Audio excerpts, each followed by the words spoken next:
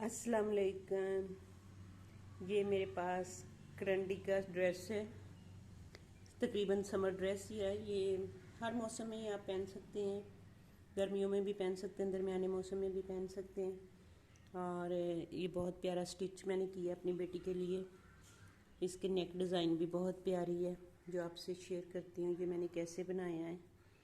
और इसके ऊपर स्टिच, ये क्रॉस स्टिच की टांके की एम्ब्रॉयडरी है। बहुत ही नाइस काम है, नफीस काम है इसका। ये यूनिवर्सिटी में आम बच्चियाँ इस तरह के कपड़े पहन सकती हैं। दूसरी एम्ब्रॉयडरी जो चमकीली भड़कीली होती है वो तो नहीं पहनी जा सकती, लेकिन ये बहुत ही नाइस और सिंपल सी और अच्छी कलर कम्बिनेशन है इसका। सूट का कलर भी बहुत प्यारा है, मस्टर्ड सा।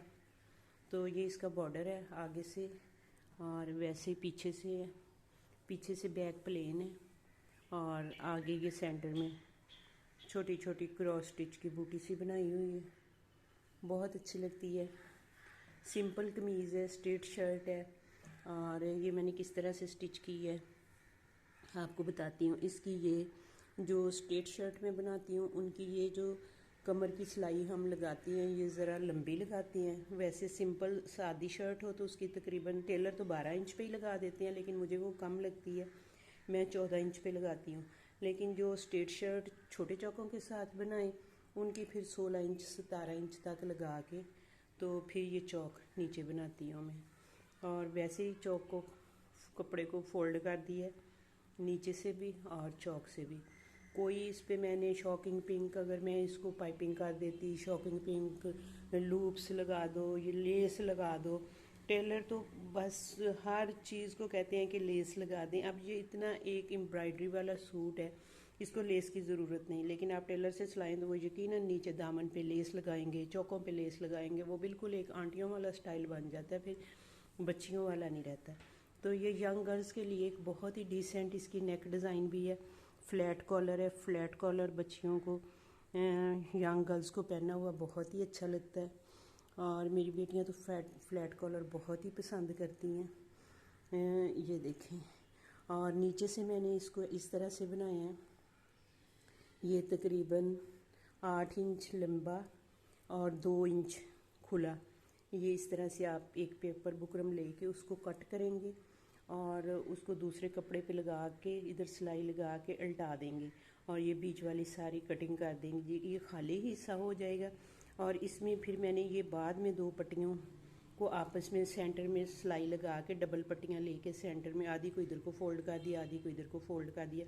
तो फिर इनको नीचे रख के और ये कमीज़ वाला कपड़ा उसके ऊपर रख के तो ये वाली सिलाई लगाई। इस तरह से बहुत ही सफाई से ये गला बनता है। और ये देखें, ये बाहर का जो पेपर बुकरम मैंने एक पहले फ्रेम तैयार कर लिया था, ये पेपर बुक लगा के उसके अंदर फिर मैंने ये पट्टियाँ फिल की हैं। तो इस तरह से अगर आप बनाते हैं तो ये बहुत ही सफाई से और आसानी से आप बना सकेंगे। सिर्फ आपने नीचे पट्टियाँ रखनी है और ऊपर ये अपना तैयार किया हुआ फ्रेम रख के तो सिलाई लगा देनी है। और इसके नीचे ये मेटल के हैं, पत्ते पत्ते से बने हुए। ये बड़े ही प्यारे मुझे मिल गए थे, ये बटनों वाली दुकान से ही लिए थे। तो ये फिर ऊपर वाले 3 बहुत इधर उधर को जा रहे थे, इनको मैंने नीचे से भी फिक्स कर दिया। और ये नीचे वाले 2 जो हैं इनको मैंने नीचे से नहीं फिक्स किया, सिर्फ ऊपर से ही टांका लगाया। ये आपकी मर्ज़ी है, आप ऊपर से भी लगाएं नीचे से भी। इनको मैंने नीचे से भी यहाँ लगा के फिक्स कर दिया। तो ये मेटल की हैं, बहुत ही प्यारे पहने हुए लगते हैं, गले में जैसे पता नहीं क्या पहना हुआ है। और स्लीव्स मैंने कुछ इसकी इस तरह से बनाए हैं। सिलाई वाली साइड पे शमूज़ के ये जितना चौड़ा बॉर्डर था उतने ही चौड़े मैंने ये शमूज़ के बटन लगाए हैं।